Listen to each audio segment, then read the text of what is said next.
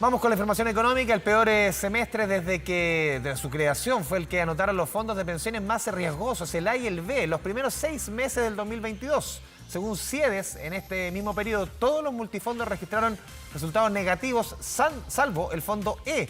Los fondos A y B, en tanto, anotaron caídas históricas en este año de 12,96% y 9,74% respectivamente. Para profundizar en el tema nos acompaña Rodrigo Gutiérrez, gerente general de CIEDES. Rodrigo, bienvenido a Canal 24 Horas. ¿Cómo te va? Muy buenas tardes. Hola Andrés, ¿cómo estás? Rodrigo, a ver, para entrar primero, antes de hablar de la fotografía completa de este semestre que ha sido bien negativo, entremos en junio, porque ustedes entregaron cifras la semana pasada que hablaban, por ejemplo, que el fondo A, B y C venían en rojo y repentinamente esta última semana, afortunadamente, terminan en azul. ¿Tiene relación con el dólar? ¿Qué pasó esta última semana que por lo menos en junio los fondos más riesgosos sacaron la cabeza del agua? Bueno, así es. Efectivamente, nosotros la semana pasada siempre hacemos un adelanto cuando estamos por terminar el mes respecto de cómo creemos que va a terminar y efectivamente hubo un cambio, porque como tú dices, los fondos más riesgosos mostraban resultados negativos hasta la semana pasada. Sin embargo, durante estos últimos días vimos un cambio favorable y que permitió que todos los fondos tuvieran resultados positivos durante junio. El efecto, también como tú señalas, tiene que ver con el dólar, porque los fondos más riesgosos, su rentabilidad depende principalmente de las inversiones que están realizadas en el extranjero, principalmente en renta variable, y hemos visto cómo los malos resultados de las bolsas internacionales, también en Chile, se vieron compensadas con esta alza en el dólar, que siguió subiendo durante todo este mes y que terminó con una alza también histórica, además del 11%. De este modo, entonces, estas pérdidas que hemos visto en los instrumentos de renta variable, principalmente internacionales, se vieron compensadas y más que compensadas por este aumento del dólar que finalmente conllevó a este resultado positivo. Sí, Rodrigo, tengo un par de preguntas que yo sé, difícilmente los expertos pueden preguntar, o sea, pueden contestar, pero las preguntas hay que hacerlas. ¿Cómo pinta el resto del año, el segundo semestre? Hoy día hacer predicciones en economía es como una pregunta, oye, ¿va a llegar el dólar a Luca? O sea, Mandrake, el mago, o sea, no tenemos la bola de cristal acá. Pero ¿cómo se puede avisorar el segundo semestre, Rodrigo, en una economía mundial, nacional, en que el concepto de incertidumbre está instalado como pocas veces? Así es, yo creo que la incertidumbre quizás es una de las palabras más repetidas por los analistas económicos y también en los programas de actualidad económica, como los que algunas veces tú también diriges, ¿verdad? Efectivamente, la incertidumbre yo diría que hoy día tiene algunos factores que son gravitantes y que no se acaban, y todo indica que van a permanecer. Por un lado está la incertidumbre por la pandemia, ¿verdad? En la medida que van surgiendo nuevas variantes, nuevamente hay rebrotes y nuevamente las aperturas económicas se van de alguna manera cerrando con nuevas restricciones y esto conlleva que las economías en definitiva tienen vaivenes, van algunas veces aparentemente saliendo a flote, pero luego nuevamente se ven restringidas. Eso por un lado. Por otro lado, vemos que a comienzos de año también nosotros no anticipábamos los escenarios que provenían del conflicto en Ucrania, y cuando este ocurrió a mediados del mes de febrero, muchos creían que esto iba a tener un desenlace rápido, sin embargo ya hemos visto cómo esto lleva 4 meses y no se observa un pronto término. Más bien parece ser que este va a ser un conflicto que se va a alargar por bastante tiempo. Más bien los expertos en este tipo de conflictos más bien vaticinan un escenario de largo aliento, más bien de un escenario de guerra de desgaste, como muchos han dicho, en la medida que Occidente sigue proporcionando armamento para la defensa de Ucrania. Esto parece ser un conflicto que se puede prolongar incluso por el resto del año perfectamente.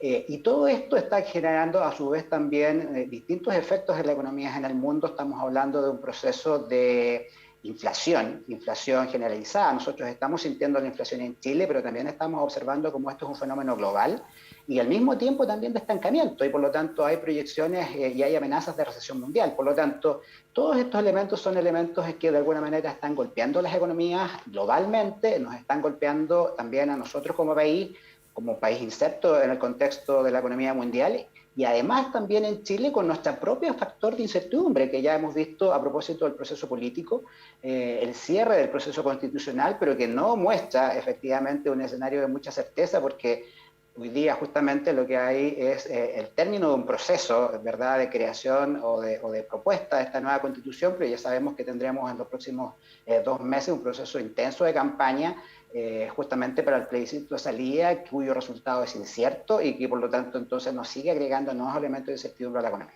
Sí, Rodrigo, y a diferencia de lo que sucedió el año pasado, que otras veces, o tantas veces conversamos que ahí el foco de preocupación estaba en los fondos más conservadores, que es el fondo D, el fondo E, ahora como se da vuelta la tortilla y son los fondos D y E los que este año, afortunadamente, sobre todo porque son personas que están muy cercanas a su jubilación, están teniendo mejores números. ¿Por qué sucede eso? Sobre todo este año, en que vemos que el fondo A, B y C está teniendo, pese a junio, números tan malos, y el fondo D y E, para explicarle a la gente que nos está viendo, es lo contrario. El año pasado fue un año para el olvido, pero este es de recuperación.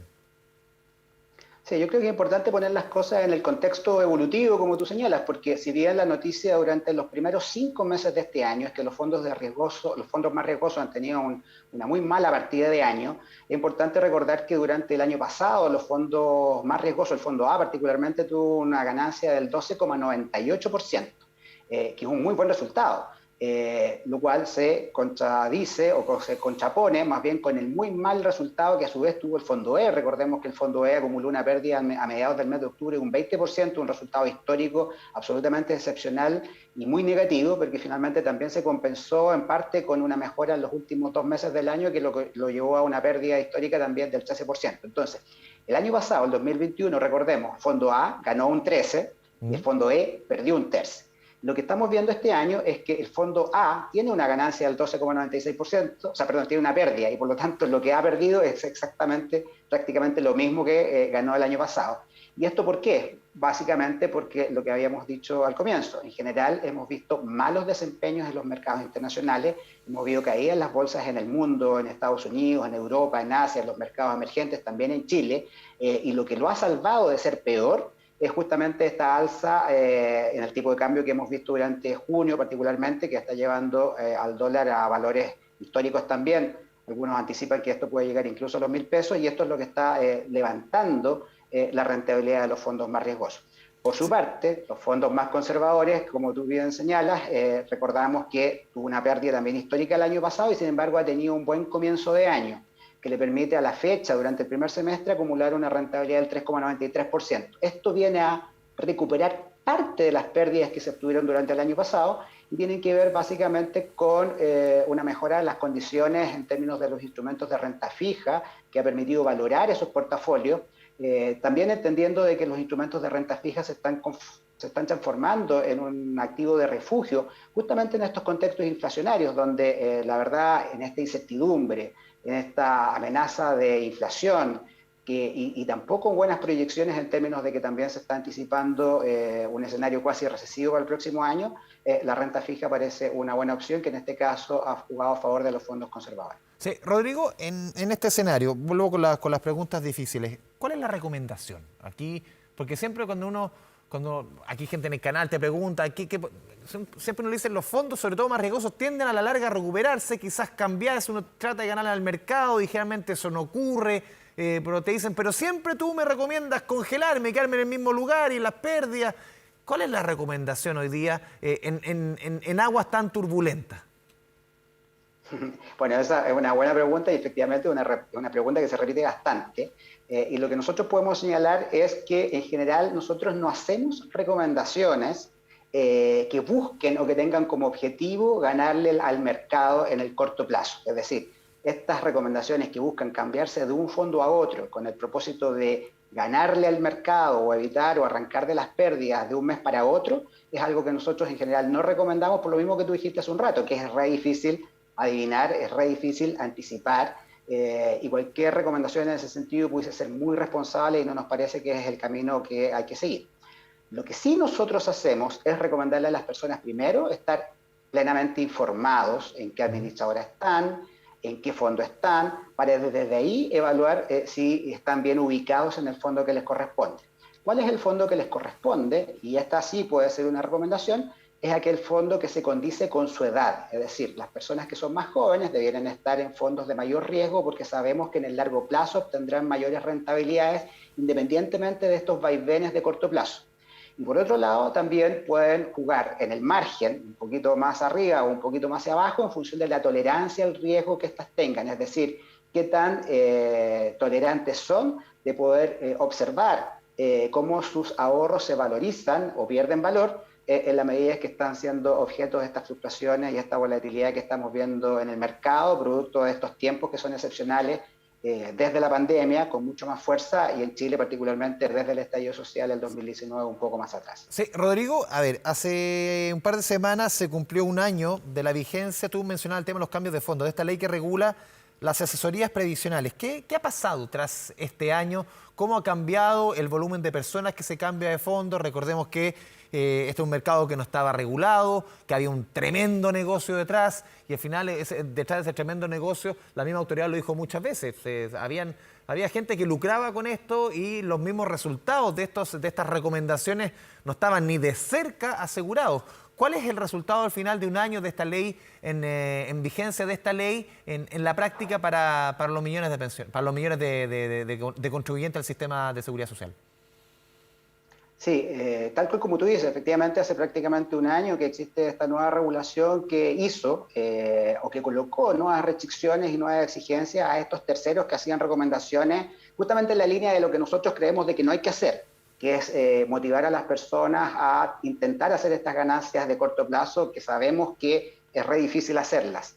Y que por lo demás es importante también señalar de que existe evidencia empírica levantada por la Superintendencia de Pensiones que mostró mediante estudios serios, de que las personas que habían seguido este tipo de recomendaciones en realidad no habían obtenido ganancias incrementales o diferenciales respecto a si se hubiesen mantenido los mismos fondos o hubiesen mantenido sus fondos en aquellos que les correspondía de acuerdo a su edad.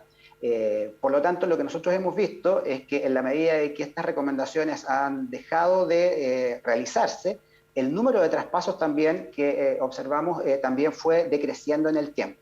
Sin embargo, es importante también observar de que mucha gente que se traspasa lo hace también conscientemente, más allá de las recomendaciones, en función del mayor conocimiento que ha adquirido a través del tiempo y de la mayor preocupación que expresa justamente al ejercer este derecho a elegir respecto de la administradora como el multifondo en el cual está ha puesto sus ahorros. Particularmente lo que nosotros vimos el año pasado durante el segundo semestre, posterior incluso a la entrada en vigencia de esta nueva regulación, es que muchas personas iban saliendo del fondo E en la medida de que este fondo E iba cayendo fuertemente, como les decía, a mediados de octubre, incluso hasta un 20% de pérdidas en el año. Y lo que nos hizo reflexionar también en ese momento era, bueno, ¿por qué existe esta fuga masiva de personas del fondo E cuando en realidad las personas que tenían que estar en el fondo E de acuerdo a su perfil de edad era un número significativamente menor? Nosotros observamos al mes de octubre del año pasado que había más de 1.200.000 personas que estaban en el fondo E no debiendo estarlo y justamente estaban ahí producto de estas malas recomendaciones, de estas recomendaciones que fueron irresponsables por parte de estos terceros y que conllevaron a que muchas personas vieran reducido fuertemente sus saldos en las administradoras. Sí, por último, Rodrigo, ustedes también entregaron, como CIEDES, hace algunos días cifras respecto a la cantidad de chilenos, chilenas que se están pensionando entre enero y mayo y prácticamente se duplica respecto al año pasado. ¿Qué factores se están mezclando acá? No solamente la recuperación del fondo DIE, uno se imagina, sino que también hay factores, por ejemplo, no sé, la PGU y otros elementos que se toman en consideración para que se duplique la cantidad de pensionados, nuevos pensionados entre un año y otro. Sí, bueno, lo primero que nosotros hemos mostrado con esta cifra es que la cantidad de nuevos pensionados durante los primeros 4 meses del año prácticamente duplicó el número de pensionados a la misma fecha del año anterior. Y esto tiene que ver con que muchas personas han tomado la decisión de pensionarse, muchas de las cuales habían tomado la decisión de postergar este trámite en años anteriores. Recordemos que durante el año 2020 muchas personas postergaron el trámite de jubilación, también durante el 2021 en el contexto de la pérdida de rentabilidad de los fondos conservadores que por lo tanto afectaron los saldos con los cuales se iban a jubilar. Por lo tanto, el primer efecto o el primer factor que determina este aumento en el número de pensionados es que aquellos que postergaron este trámite durante los años anteriores han decidido hacerlo. Pero han decidido hacerlo también en el contexto de nuevos elementos que son objetivamente favorables para la decisión de hacerlo. Por un lado, la recuperación que estamos observando y que las cifras están a la vista de la recuperación de los fondos conservadores durante estos primeros meses del año y desde el mes de noviembre del año anterior, por lo tanto hay un efecto ahí positivo sobre sus saldos. Por otro lado, una mejora también significativa en las tasas de interés que se utilizan para el cálculo de las nuevas pensiones, particularmente a través de la modalidad de retiro programado y también a través de la modalidad de renta vitalicia, predomina, sí, la elección por la modalidad de retiro programado, dado que tiene mejores tasas. Y hay un tercer elemento que también lo hemos querido instalar como parte de los factores que posiblemente explican la decisión de pensionarse, que tiene que ver con la existencia de esta nueva pensión garantizada universal, que podría ser percibida por muchos futuros pensionados como un complemento a sus futuras pensiones autofinanciadas. Pensiones autofinanciadas que probablemente muchas veces eran percibidas como bajas y que por lo tanto generaban un desincentivo a dejar de trabajar, pero que en esta ocasión, producto de que son potencialmente beneficiarios de esta nueva pensión garantizada universal que puede servir de complemento, entonces deciden hacerlo. Todos estos elementos conjugados creemos que son los que explican este aumento significativo en el número de pensionados, pero siempre señalando que el principal efecto tiene que ver con un efecto de rezago, es decir, muchas personas que postergaban este trámite en años anteriores lo están haciendo ahora legítimamente y entendemos que eso responde a decisiones más individuales, personales, familiares, más íntimas de cada uno. Rodrigo Gutiérrez, gerente general de CIEDES, te agradecemos este espacio, este diálogo con Canal 24 Horas. Muchas gracias. No, gracias a ti. Chao.